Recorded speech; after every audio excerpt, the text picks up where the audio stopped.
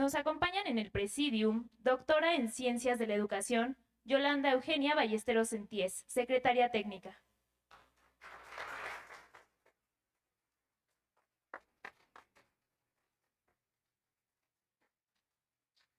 Maestra en Derecho María Teresa Hernández Suárez, exmagistrada presidenta del Tribunal de Justicia Administrativa.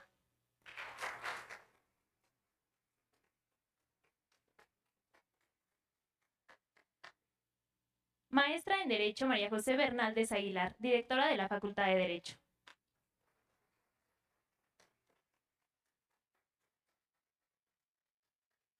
Doctora en Ciencias Sociales, Sandra Morales Hernández, directora de Apoyo Académico a Estudiantes y representante del Comité de Género de la Secretaría de Docencia.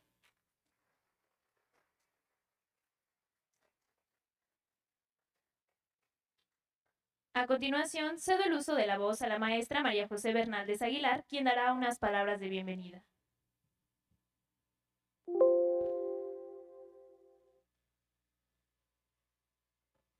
¿Cómo están? Buenos días a todos y a todas. Es un honor para mí darles la bienvenida a esta conferencia que se titula Criterios Jurídicos para Juzgar con Perspectiva de Género, Marco Nacional e Internacional, impartida por la distinguida doctora María Teresa Hernández Suárez, digna egresada de nuestra facultad. Como directora de esta prestigiada Facultad de Derecho, es un verdadero privilegio tener la oportunidad de recibir a una conferencista de su calibre, quien además es una egresada destacada de esta institución. En primer lugar, quiero expresar mi sincero agradecimiento a cada uno de ustedes por unirse a este evento. Su presencia demuestra su compromiso con el aprendizaje continuo y con la promoción de una sociedad más justa y más equitativa. Permítame darle nuevamente una bienvenida a la doctora María Teresa Hernández Suárez, cuya trayectoria como exmagistrada presidenta del Tribunal Contencioso Administrativo del Estado de México nos brinda una perspectiva inigualable sobre los temas que se abordarán en esta conferencia. Su experiencia y conocimiento, sin duda, enriquecerán nuestro entendimiento sobre la aplicación de la perspectiva de género en el ámbito jurídico. Y también es muy importante que ustedes vean hasta dónde pueden llegar, a través del conocimiento, de la disciplina, del aprendizaje, del amor por el derecho. El tema que se tratará en esta conferencia es de suma importancia en nuestros tiempos. La aplicación de la perspectiva de género en el sistema de justicia es fundamental para garantizar la igualdad y la justicia para todas las personas, independientemente de su género. Estoy segura que la doctora Tere nos brindará una perspectiva valiosa y reflexiones profundas sobre cómo podemos lograr esto tanto a nivel nacional como internacional. A los estudiantes que nos acompañan el día de hoy, los invito y las invito a aprovechar al máximo esta oportunidad de aprendizaje. Pregunten, involúcrense, participen. La doctora Hernández no solo es una experta en su campo, sino también personifica la excelencia y el éxito que nuestros egresados pueden alcanzar. Antes de dar inicio, es necesario resaltar el esfuerzo y la dedicación que realizan los comités de género de la universidad. Su trabajo incansable para crear conciencia y promover una cultura de igualdad y respeto es verdaderamente inspiradora. Agradezco la presencia de la doctora Yolanda Ballesteros Senties, secretaria técnica de la universidad, de la doctora Sandra Morales Hernández, directora de Apoyo Académico a Estudiantes y representante del Comité de Género de la Administración Central.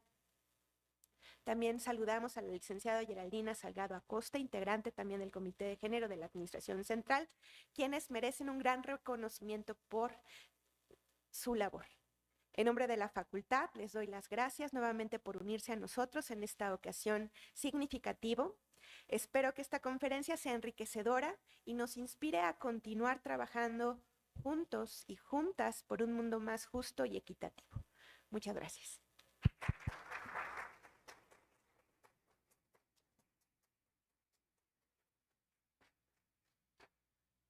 Invitamos a la secretaria técnica y a la directora de esta facultad sean tan amables de ocupar sus lugares en la primera fila de este recinto.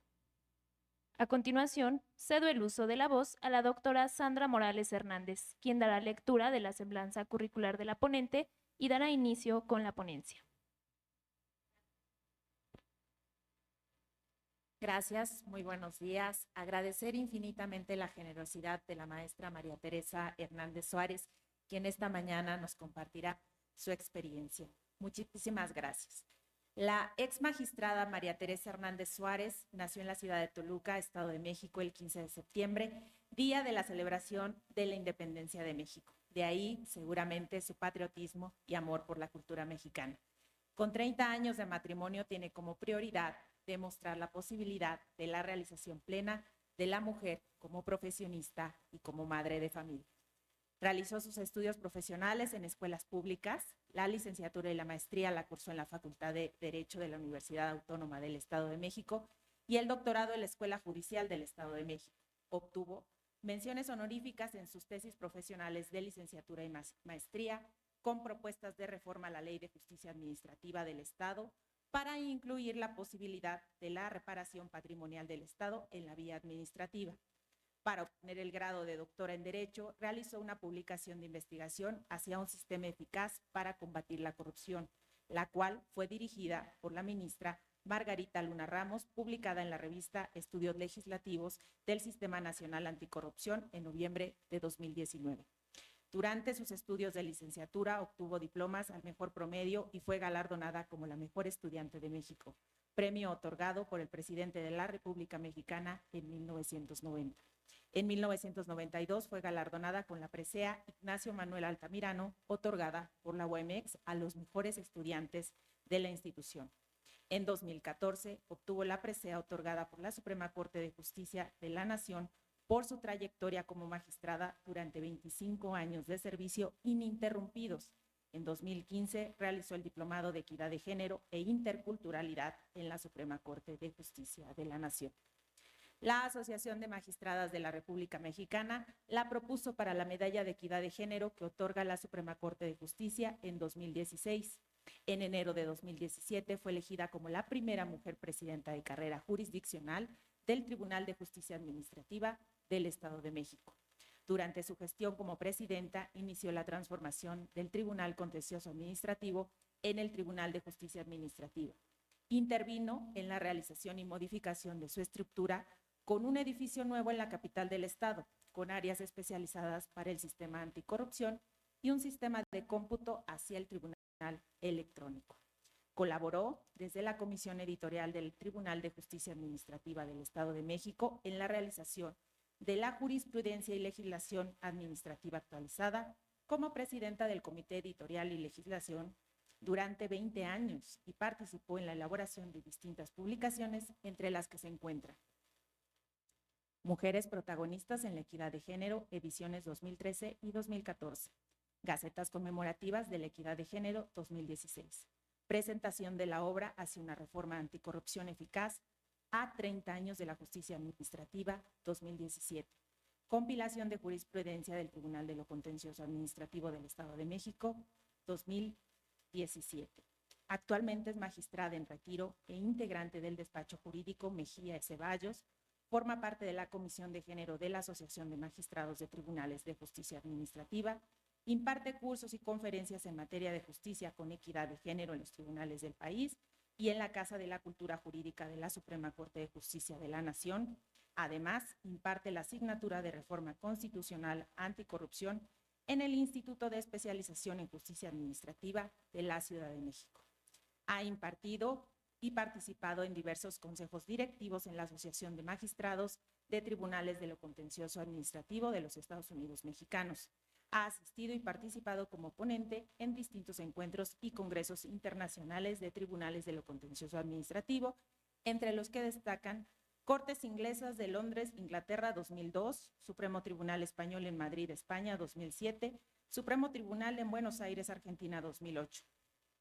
Es autora de diversas publicaciones en revistas nacionales e internacionales en materia administrativa relacionadas con los temas de responsabilidades administrativas, juicio administrativo, sistema anticorrupción y equidad de género. Actualmente realiza la obra Apuntes de Ética Pública y Derecho Administrativo desde la carrera jurisdiccional y el litigio con enfoque de género. Realiza actividades de litigio desde su despacho, que tiene como lema: hoy solo lo importante. Lo importante es poder devolver a las instituciones lo que tanto nos proporcionan. Y además es vicepresidenta del Consejo de Asociaciones de Magistrados. Muchísimas gracias. Gracias por acompañarnos. Bienvenida.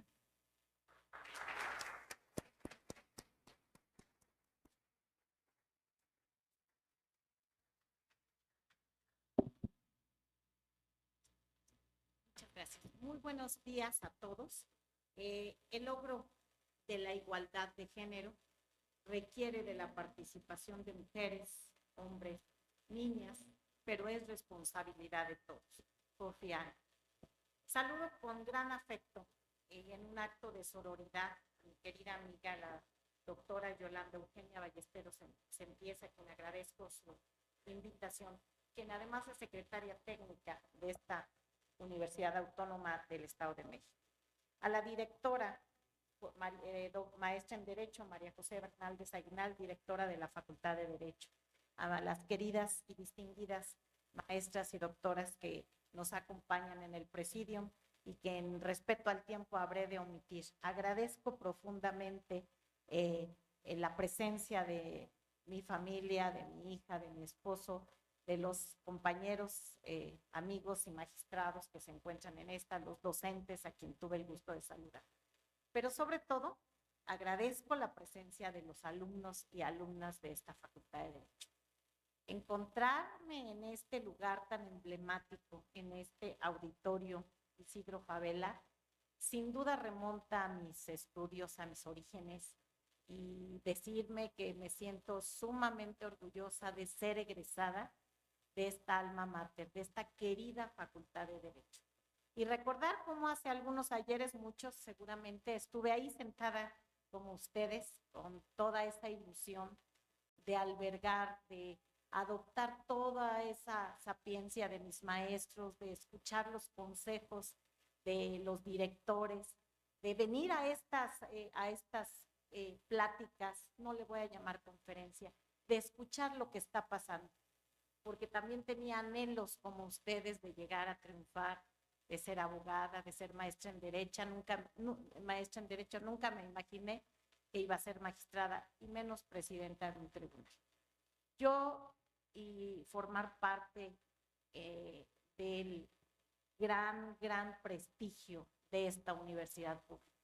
Por eso les digo a los que están aquí y a las que están aquí que solo se requiere cumplir sus sueños, tener sueños y hacerlos realidad. ¿Y de qué manera? Con honradez, con trabajo, con puntualidad, con estudio, con leer los libros, entenderlos, y aunque nos aburran las charlas como estas, algo habremos de aprender. De verdad, porque solo se requiere ganas y mucha necesidad de ser alguien para poder lograrlo. Precisado esto, les digo con mucho orgullo que justamente el estudiar en escuelas públicas me hizo cambiar el discurso desde mi origen y actuar como servidora pública, también respetando lo que aprendí en esta querida Facultad de Derecho. Venir de escuelas públicas y predicar con el ejemplo, llegar temprano, trabajar arduo, trabajar con responsabilidad, estudiar y sobre todo capacitarme con las nuevas reformas que hay en el día a día en la materia, en el derecho, en las materias que lo que aprendimos aquí el día de mañana cambió. El estar en los libros constantemente. ¿Y qué mejor que en este emblemático auditorio Isidro Fabela, Fabela Alfaro, mexiquense, distinguido mexiquense, político, abogado, escritor, periodista, diplomático, además del municipio de Atlacomulco, de donde orgullosamente me une un sentimiento de familia, pues es la tierra de mi madre, de la familia Los Suárez. Y además lo cito porque además de ser gobernador, pues fue juez de la Corte Internacional de Justicia en La Haya en los ayeres en 1946. Así que este digno escenario nos va a servir, por supuesto, nos va a servir para el tema que hablamos el día de hoy.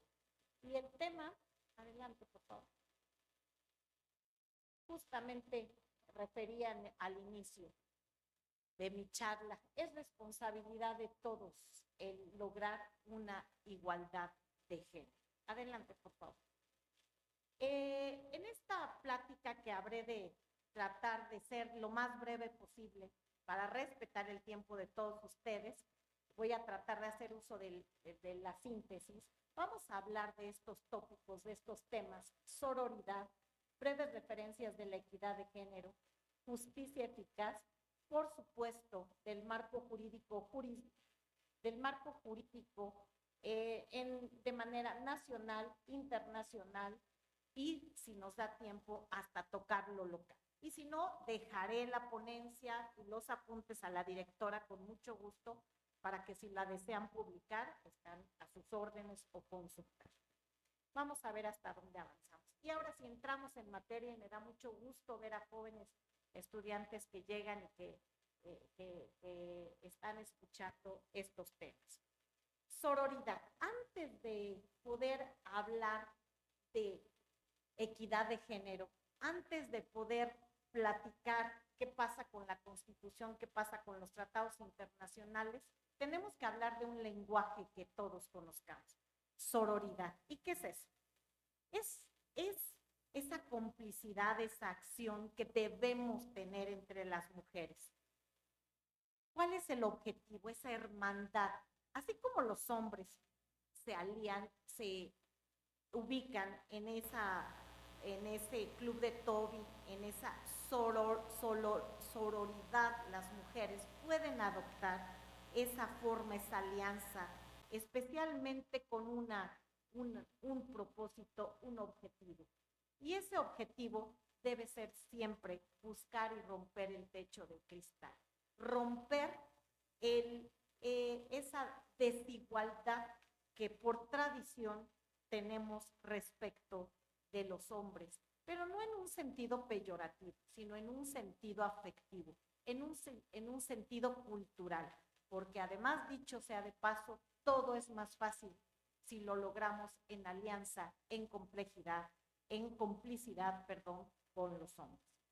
Bueno, ¿por qué nace esta palabrita, esa de sororidad, o quién la trae? Miguel de Unamuno, que es un escritor, filósofo español, por cierto, rector de la Universidad de Salamanca, en su obra, la novela La tía Tula, en 1907, publica el tema relativo a la maternidad y parafrasea y describe a los miembros de una familia, a las hermanas Gertrudis y Rosa, tipificándoles con los colores, y habla por primera vez de la sororidad.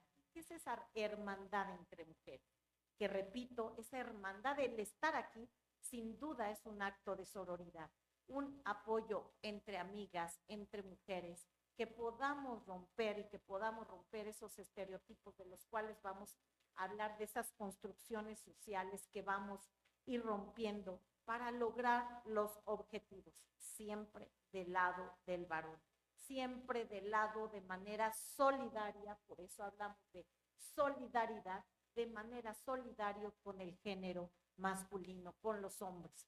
Y eso me da mucho gusto ver aquí a hombres, a caballeros, a estudios. Me da mucho gusto porque veo que ahora las nuevas generaciones han rompido estos estereotipos, estas costumbres que teníamos, que en su momento fueron muy respetables en la época histórica de la que se dieron los distintos sistemas matriarcal, claro que fueron muy válidos y además, con mucho orgullo, pero estamos en un 2024 y en una facultad de Derecho en donde ávidos de impartir, de aprender los tópicos jurídicos para que el día de mañana podamos ser abogados, podamos impartir justicia, ser jueces, ser magistrados, ser investigadores, ser legisladores, ¿por qué no?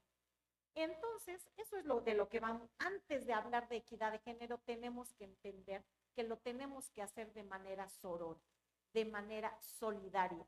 Solas no es posible. Es una responsabilidad de todos. Todos en nuestra vida tenemos mujeres importantes. Tenemos una mamá, una hermana, una novia, una esposa, hijas, a las cuales evidentemente apreciamos, a las cuales queremos, a las cuales admiramos y buscamos como varones, como caballeros, defender y sobre todo respetar. ¿Qué pasa entre esta alianza entre mujeres y cómo se representa o por qué vemos que los días 8 de marzo de cada año o conmemoramos, no celebramos, conmemoramos a través de marchas, que por cierto vi que aquí se organizó alguna y felicito a quien llevó a cabo esta acción afirmativa para poder entender o poder hacernos visibles por lo menos un día al año. ¿Y cómo lo hacemos? ¿O cómo se ejemplifica esta palabra, esta forma de trabajo entre mujeres? Con solidaridad de los caballeros y de los hombres, a través del color morado. Por eso, particularmente, el violeta. Y justamente este color violeta es la combinación del rosa con el azul. Y el rosa con el azul da violeta. Justamente es una manera de representar esa solidaridad, esa sororidad, esa alianza entre el género, para que logremos una igualdad. Es decir, ni los hombres arriba, ni las mujeres arriba, sino que todos en un sistema hacia lograr una igualdad. Pero no estamos así, no es una realidad como lo vamos a ver.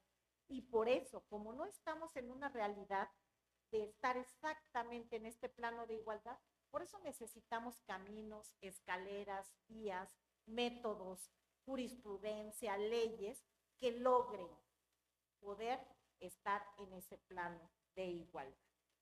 Entonces, decimos que no podríamos hacerlo de otra manera, no podríamos hablar de equidad de género si no tocamos estos temas. Bueno, pues efectivamente, esa sororidad, esa palabra viene de la voz latina sororis, hermana, que es relativo a la alianza para conseguir un fin, repito, que es ese fin, conseguir el cambio social, un cambio social que tiene por objetivo llegar a la igualdad. Entonces, para eso vamos a ser solidarios, para eso vamos a ser sororas entre nosotros, para lograr que todos estemos en un plano de igualdad. También ¿qué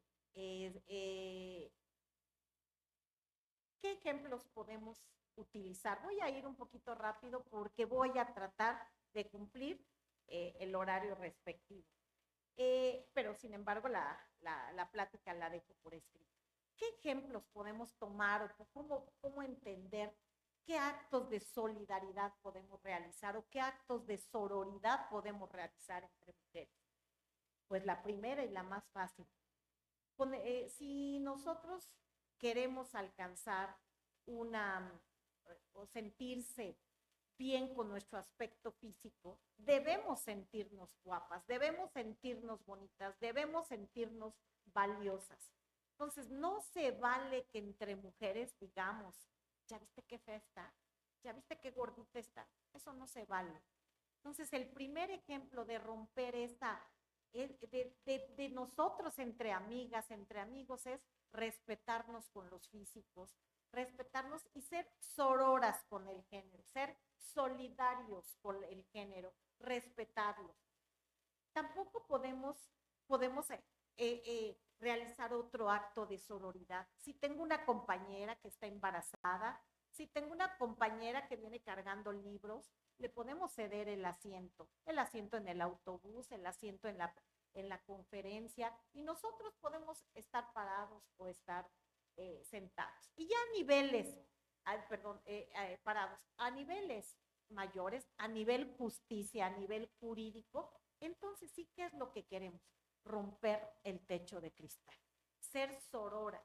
¿Cuántos años tuvo que pasar? 208 años para que tuviéramos una primera mujer presidenta de la Suprema Corte de Justicia de la Nación, no, la ministra Norma Piña. Tuvieron que pasar 208 años. 3 mujeres en la Facultad de Derecho, después de muchos años. En el Estado de México, y me siento orgullosa de decirlo, tuvieron que pasar 30 años para que fuera la primera presidenta de un tribunal de justicia administrativa. Después de 15, de 20, de 30 años en los distintos órganos de justicia. Es decir, romper ese techo de cristal. ¿Y por qué no llegaban o por qué no llegábamos? No porque no quisiéramos, porque las actividades propias de la mujer están íntimamente, estoy hablando del ayer, por eso es que vengo a estas instituciones donde hay jóvenes, donde piensan de otra manera, donde eso que pasaba en el ayer seguramente ya no existe. Y si existe, vamos a cambiarlo, vamos a entender por qué. Pues porque los roles de la mujer estaban muy relacionadas con el sistema matriarcal, muy relacionados con las tareas del hogar, con el cuidado de los hijos. Estas tareas hoy día deben completarse, deben compartirse, deben de equilibrarse entre hombres y mujeres. Justamente, me da mucho gusto que el 60% de la matrícula de la Facultad de Derecho sea hoy de mujeres, cuando en aquellos ayeres ni siquiera se nos permitía estudiar, no solamente la carrera en la Facultad de Derecho, sino ninguna de las áreas del conocimiento. Bueno, esta es de manera, adelante, por favor, ¿y esa equidad de género qué es? Ahora sí vamos a entrar a la materia jurídica. No podemos entrar de manera inmediata a una manera jurídica si no entendemos esto, si no hablamos de una introducción y nos sensibilizamos a saber por qué sí. Y no decir, ay, otra vez las feministas, hoy otra vez el género. No. Nada tiene que ver, y lo decíamos por ahí. Ser feministas es un orgullo. Ya lo decía. ¿Qué es ser feminista? Ser feminista es proteger, luchar por los derechos de la mujer.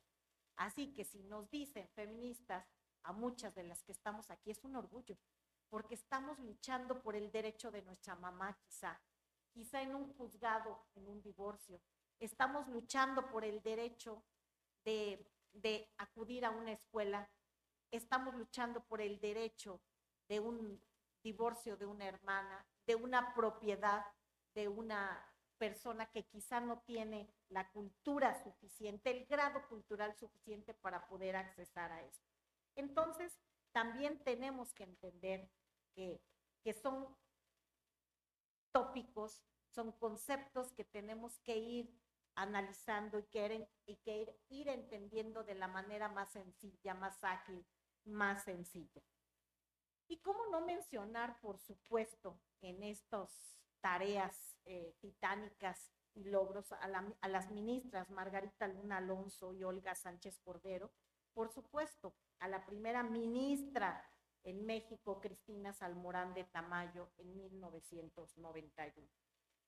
Quizás si las cosas, si los temas, si las asignaturas en las facultades de Derecho, si la reforma de Derechos Humanos de 2011 hubiesen estado vigentes en ese momento, otra sería la realidad. Y ahora sí, ¿para qué vamos a hablar de sororidad en una facultad de Derecho? ¿O qué es eso? ¿Por qué tenemos que hablar de equidad de género? Pues muy fácil, porque nuestro instrumento jurídico primordial, o sea, la Constitución Política de la República Mexicana, en su artículo primero, obliga a respetar los derechos fundamentales de la persona, del ser humano, que tiene consigo, que lleva por sí, por el solo hecho de ser humano, ese derecho en sí mismo. Sin embargo, la propia Constitución, en el artículo 1 de la Constitución, establece que ciertas categorías, que por cierto, el tema de nosotros es ir hablando de criterios jurídicos, aquí está el primero de ellos. Ese artículo 1 de la Constitución que obliga a todas, y dijeron a todas, las autoridades a respetar, a defender a los derechos fundamentales del hombre, obliga entre estos derechos fundamentales del hombre, particularmente aquellas categorías sospechosas, así le llama la Suprema Corte de Justicia de la Nación, particularmente aquellos que están en una situación de desventaja, de vulnerabilidad, como cuál, el género, que es diferente del sexo, que también, ahorita lo vamos a especificar, el género, también a la cultura, a los ideales políticos, a los estados de salud, a las discapacidades, por así referir. Lo vamos a ir a explicar. Simplemente esta equidad de género, por disposición constitucional, nos obliga a incluirla, analizarla, y para eso hay que saber qué es. ¿Y qué es la equidad de género? Es saber, la equidad de género es saber que las leyes deben de ser neutrales, las leyes deben de ser justas, las leyes deben de ser iguales para todos. Sin embargo, advertimos que no todas las leyes se encuentran en un plano de igualdad para quienes están destinados, que no en todos los casos son neutrales, a eso se llama neutralidad de la ley. Para eso, y que no todas las circunstancias, sobre todo relacionadas con los derechos de las mujeres y de todo este grupo de categorías sospechosas, de los que hemos referido, que establece nuestro artículo 1 de la Constitución, no todos se encuentran reconocidos. Por eso necesitamos ver de otra manera, ir cambiando esos ideales de la justicia ciegas para colocarle lentes. Cuando alguno de nosotros, y esa es una metáfora, cuando alguno de nosotros, como su servidora, no puede ver, utiliza unos lentes para poder ver las circunstancias. Hago otra metáfora. Cuando vamos a ver una pintura o algún pintor decide pintar una pintura, realizar una obra a través de una pintura a lo lejos, pues utiliza un método como pudiera ser el dedo y ver si son 5 centímetros y lo plasmo en un lienzo. Así en la materia de equidad de género. Me coloco unos lentes, ¿por qué violeta? O color violeta, ya dijimos por qué. Me coloco unos lentes violetas, es decir, voy a cambiar mi forma de pensar, es una manera, metáfora, voy a cambiar la manera de pensar para ver las situaciones desde otro punto de vista. Me voy a colocar esos lentes violeta, que por eso los citamos ahí, y voy a analizar, voy a estudiar la ley, la norma, el caso que tengo a estudio o el caso que voy a defender a la luz de la equidad de género. No es una ocurrencia, no es una modalidad, no es una moda, es una exigencia constitucional que a partir del 2011 en México nos obliga a todos los que estudiamos derecho, a todos los que impartimos justicia, a analizar los casos con equidad de género. En México hasta 2011 de manera específica, pero ahorita vamos a analizar todo ese marco jurídico, como desde 1948, después de la Segunda Guerra Mundial, ya teníamos la obligación de analizar esos derechos, de analizar todas esas formas de estudio para colocarnos los lentes violeta, que dicho sea de paso, también esta metáfora, alguna autora, por si la quisieran leer, bueno, fue en esa obra del Diario de Violeta, con Gemma Lienas, activista feminista, que fue la primera persona que utilizó metafóricamente en dicha obra estos lentes violetas. Por eso es la importancia de conocer saber que hay categorías sospechosas, saber que el artículo primero de la Constitución nos obliga a otorgar, a reconocer, a respetar, a formar, a prevalecer los derechos de las personas vulnerables por razón de género, que es la materia, por origen étnico, por condiciones de salud, por religión, por preferencias sexuales, y analizar a la luz de otra óptica, con esos lentes violéticas metafóricamente, los casos. Y olvidarnos de esas conductas, de esos estereotipos que hemos venido teniendo desde los orígenes, de esos micromachismos que parecieran conductas sutiles, leves, dicen por ahí, que solamente lo dejamos ver, pero que siguen estando presentes. Como un ejemplo, nos sentamos a la mesa en familia, hay varios tipos de micromachismo, sentamos a la mesa de familia, en la familia, y dejamos que la mujer nos sirva. Ese es un estereotipo arraigado, una conducta que prevaleció en el pasado y que entendemos que los hombres deben de estar sentados a la mesa y las mujeres debemos servir. Me da mucho gusto ver a gente joven, a gente de estas generaciones donde estos micromachismos ya no existen, donde todos podemos cooperar a la mesa y levantarnos y poder combinar esos trabajos de la casa. Me da mucho gusto ahora escuchar a los jóvenes y decir, bueno, pues es tan normal como sentarnos y ahora yo sirvo y ahora tú trabajas y ahora yo cuido al niño y ahora cooperamos. Eso es un mundo 2022, 2024 actualmente. Eso es lo que pretendemos con estas pláticas, que nos quede muy claro y que nos sea muy familiar que debemos analizar la perspectiva de género como un derecho constitucional y una obligación constitucional, pero además una obligación internacional, universal, nacional y local, y ahorita lo vamos a ver. Y que además debe de ser de manera oficiosa. Segundo o tercer criterio, el estudio de la equidad de género no es que me lo hagan valer, no es que me digan que lo tengo que hacer.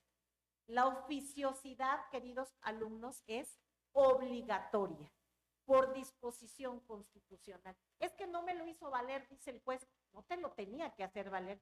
Es que no conozco el tratado internacional, que ahorita lo vamos a ver, que me obliga a juzgar, a analizar los asuntos con perspectiva de género.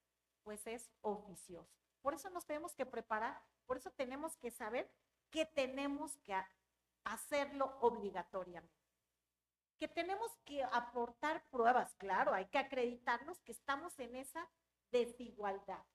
La equidad es ese método, vamos a parafrasearlo, esa resbaladilla, esa rampa que utilizan las personas que no pueden subir de manera formal, ese medio, ese método, dice la Suprema Corte de Justicia, esa es la equidad de género y la forma, los medios que voy teniendo para llegar a la igualdad. Todo eso, todo esto que va en el camino, hemos avanzado mucho, pero tenemos mucho por hacer. Esos métodos, esos medios que van en el camino a través de la equidad, a través de la perspectiva de género, de esos instrumentos jurídicos que podemos tener al alcance para poder conocer o realizar y, por supuesto, sentenciar y estudiar los asuntos con equidad de género. Otro criterio. En esta materia tenemos que analizar las pruebas, las que vamos a aportar o las que el juez va a realizar. Ojo, pero en esta materia no podemos decir es que no la ofrecí, es que no la tuviste. Aquí los juzgadores, criterio nuevo, innovador. Los juzgadores tienen la obligación de allegarse de las pruebas necesarias. No importa que las partes no me la dieron, no importa que la parte no. ¿Y por qué? Porque evidentemente estamos hablando de grupos vulnerables, el género y todos los que dijimos. Entonces no tienen la obligación, hay un lema jurídico, un tópico jurídico, dice persona demandante, actor, según el área que nos ubiquemos, denunciante, dame las pruebas y yo te daré el derecho. En materia de género, la oficiosidad, el traer, el allegarse de pruebas de manera obligatoria se aplica. Cuestionar la neutralidad de la ley. Repetimos, la ley debe ser neutral, debe de estar el piso parejo, debe de estar para todos, pero si no lo está, tengo que cuestionar esa neutralidad de la ley. ¿Y cómo lo puedo hacer, estudiantes de derecho? Los estudiantes de amparo, ¿cómo lo puedo hacer los estudiantes de derecho constitucional? Pues eso, no nos tenemos que olvidarnos que los que venimos a aprender derecho solamente vamos a hacer lo que nos dice la ley. Vamos a ir a un juicio y a hacer valer lo que nos establece la ley. Porque el artículo 4 de la Constitución dice que los hombres y las mujeres son iguales, que el primero de la Constitución nos dice que todas las autoridades tienen la obligación de preservar, conservar, impulsar, etcétera, los derechos fundamentales de la persona. Tenemos que hacerlo, pero nos tenemos que olvidar de que un artículo nos lo prohíbe. Quizá hay un artículo, no solamente no nos lo prohíbe, no lo contempla. Hasta unos ayeres, los que estábamos ahí sentados, estudiamos y consideramos que lo que dice la ley es lo que tenemos que hacer. No en materia de derechos fundamentales, no en materia de equidad de género, vamos más allá. Vamos a preservar el derecho de la persona.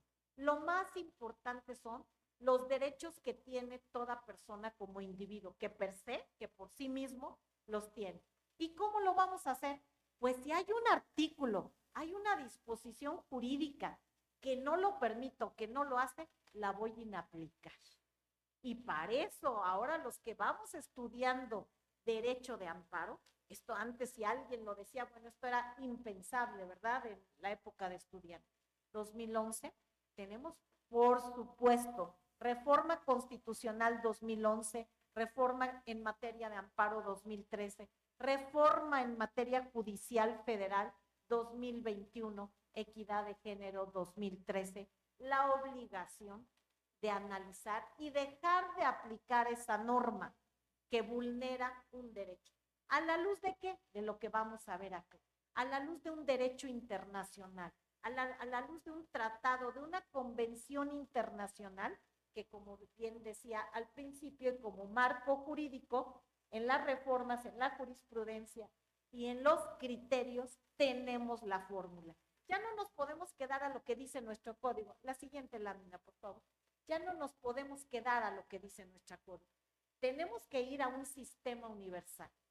Tenemos que ir a un sistema interamericano, a un sistema nacional del que hemos estado hablando y de un sistema local. ¿Por qué? Porque desafortunadamente los derechos fundamentales, el respeto a los derechos como el género, no se dieron en México, no se dieron en los tribunales, sino se dieron en los órganos internacionales. En aquellos casos que seguramente ustedes van a ver, Calpo Algodonero, en aquellos casos de Ciudad Juárez donde morían las mujeres, en aquellos casos Radilla Pacheco que lo van a analizar, en aquellos casos en donde las mujeres fueron violadas por sus propias autoridades en la búsqueda de una justicia. Entonces, tuvieron que pasar muchos años, adelante por favor, tuvieron que pasar muchos años e ir a los órganos internacionales para que estuviéramos hoy hablando con tanta facilidad, con tanta apertura, de lo que ya constituye una obligación. Y les digo, me voy muy rápido por los tiempos. Esto se los dejo nuevamente, directora, para que lo puedan compartir con los compañeros a quien les guste estas materias.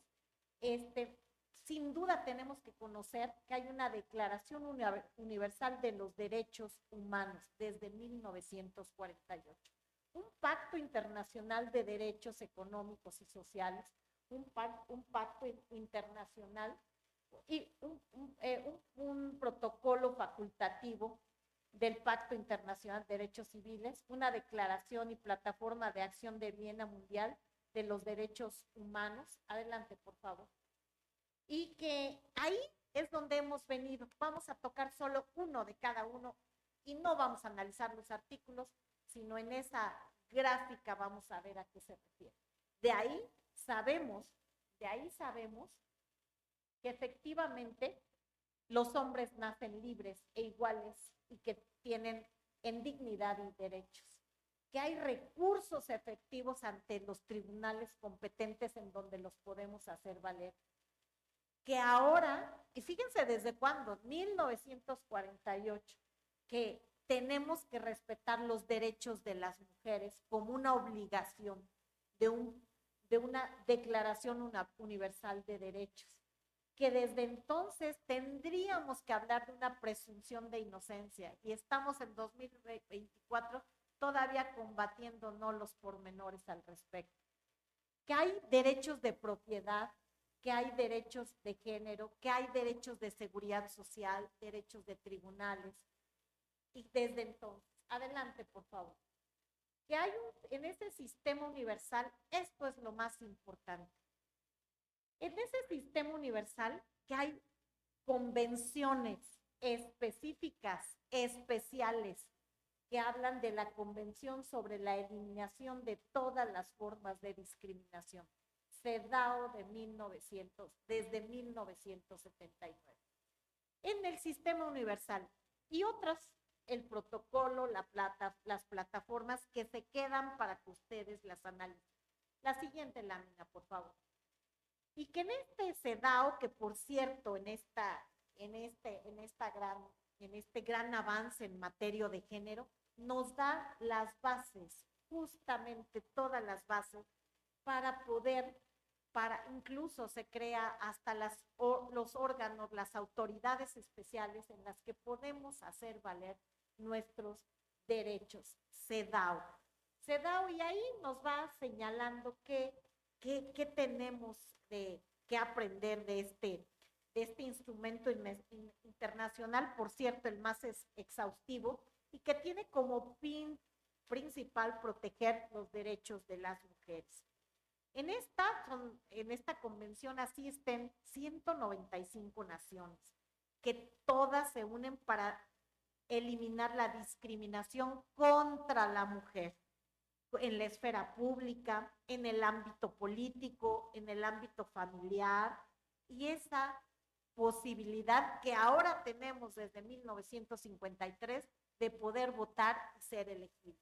¿Por qué? Pues porque una convención internacional en aquellos ayeres se lo ordenó al Estado mexicano, y poco a poco hemos logrado ahora tener a muchas mujeres políticas en estos primeros estandartes de nuestra administración pública, pero que lo adquirimos reconociendo esa desventaja en materia política y que tuvimos que utilizar ese método, esa forma de estudio para lograr que en la ley ahora se permite, que se aterrice en México, en la Constitución y en la ley respectiva.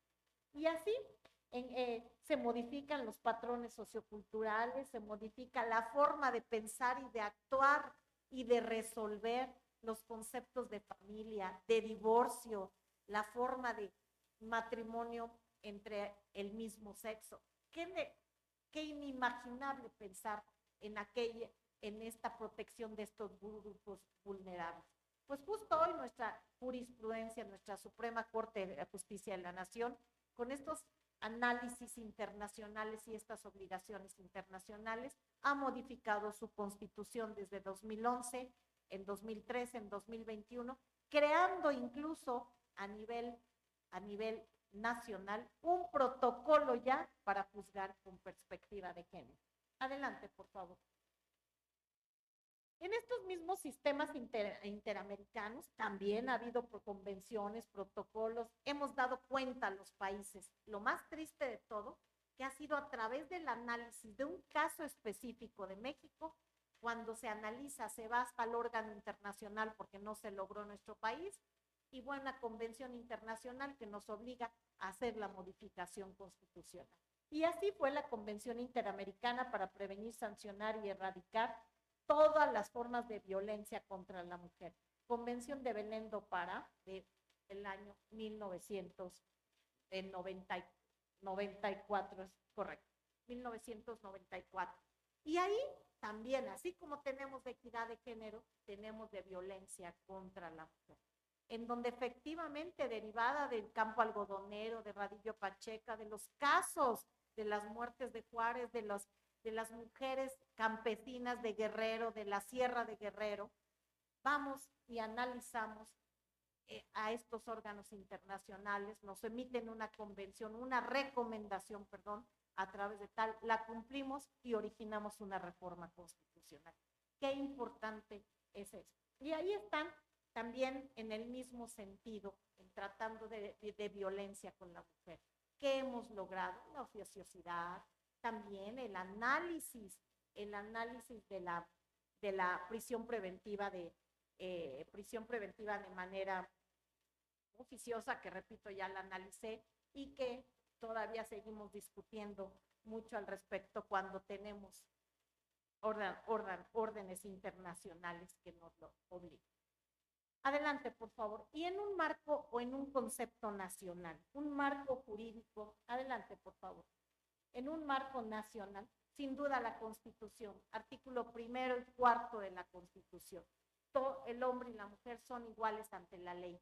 Tenemos la obligación de analizar todos los casos con perspectiva de género. Y tenemos ya hasta ley de acceso a las mujeres en la vida libre, un acceso de las mujeres a una vida libre de violencia, la Ley General para la Igualdad entre Mujeres y Hombres, un instituto de la mujer que coordina las actividades y las acciones afirmativas que se contienen en una y otra, el Programa Nacional para la Igualdad de Oportunidades y Discriminación contra las Mujeres y un protocolo del que hemos venido hablando desde el inicio de esta conferencia, que establece los estereotipos, los machismos, los micromachismos, los tópicos jurídicos, las figuras que hemos viniendo desde el inicio de esta conferencia.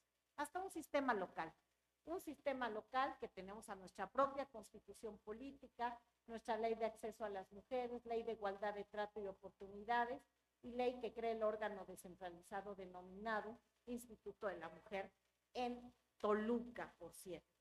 Tenemos todo un instrumento jurídico, un marco nacional que nos establece lo que les decía desde el principio. Sin embargo, la realidad es que en lo sustantivo tenemos mucho por hacer. Tenemos mucho por hacer. Tenemos mucho por lograr que se cumpla lo que dice nuestro artículo 1 de la Constitución en relación con el cual que el hombre y la mujer seamos iguales, que se interpreten todas las normas de conformidad con esa Constitución, ojo, y lo que decía al principio, con los tratados internacionales. Si nuestras leyes, si nuestra Constitución no me alcanza para ello, hay que dejarlas de aplicar, hay que irnos a todos los tratados internacionales, a las convenciones que les di, a los casos específicos, para hacer verdaderas demandas y motivar a nuestros jueces a que resuelvan con equidad de género y en defensa de estas categorías sospechosas, que son estas que nos obliga la Constitución a respetar y proteger los derechos humanos de conformidad con los principios de universalidad, interdependencia, individualidad y progresividad en aquellos grupos de mayor vulnerabilidad. Prohibida la discriminación y el análisis con equidad de género es un medio, un trampolín, un método para lograr lo que nos dice nuestra Constitución. Y hay todo un protocolo que utilizábamos los magistrados, los jueces, para resolver con perspectiva de género. Especifica las diferencias, los prototipos, la neutralidad, todo esto que les platiqué, que es una forma de seguir un método para sentenciar con perspectiva de género. Adelante, por favor. Y ahí está el protocolo, nos habla de la violencia por razón de género, de qué es perspectiva de género, de cómo podemos analizarla, de cuáles serían los pasos a seguir, de que debemos vencer esas construcciones sociales, esos estereotipos, esas formas de pensar arraigadas para lograr el objetivo. Adelante, por favor.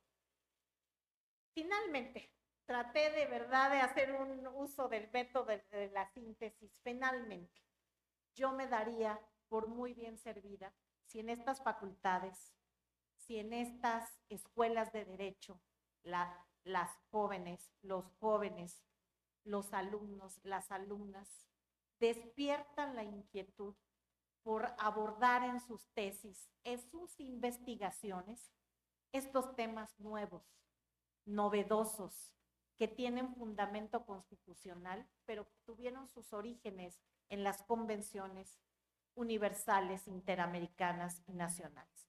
Ojalá que en 2030, que es la fecha que tenemos por la Organización de Naciones Unidas, podemos decir que hemos logrado el objetivo, que todos día a día vamos logrando, vamos respetando y vamos trabajando para que vivamos en un mundo de igualdad y todos sean mujeres. Por eso, solidaridad y sororidad van de la mano. Muchas gracias. Gracias.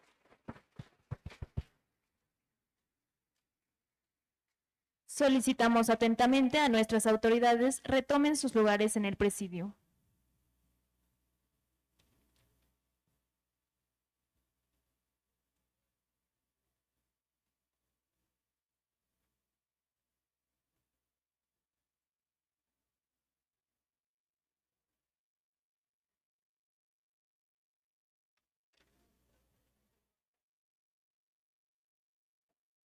A continuación, la doctora en Ciencias en la Educación, Yolanda Eugenia Ballesteros Senties, hará entrega de la constancia a nuestro ponente.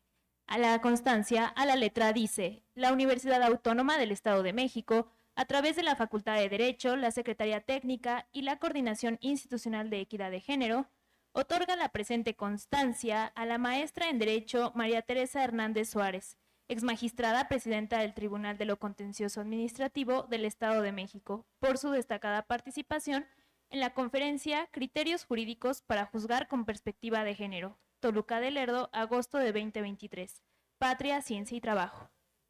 Muchas gracias.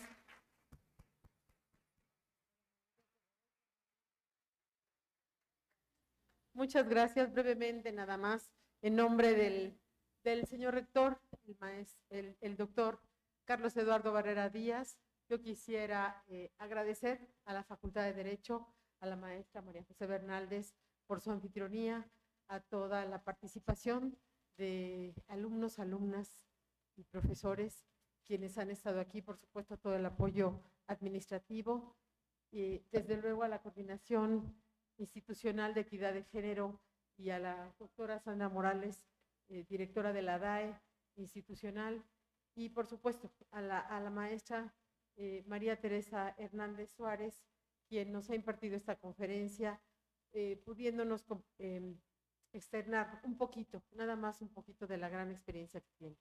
Muchísimas gracias, maestra, por compartir esto. Recibe en nombre también de la...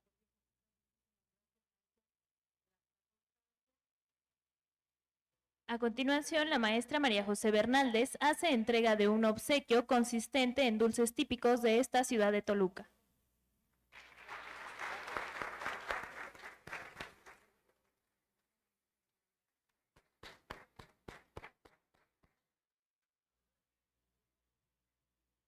...2023... Conmemoración de los 195 años de la fundación del Instituto Literario del Estado de México. Somos Historia en Construcción. Somos UAMX.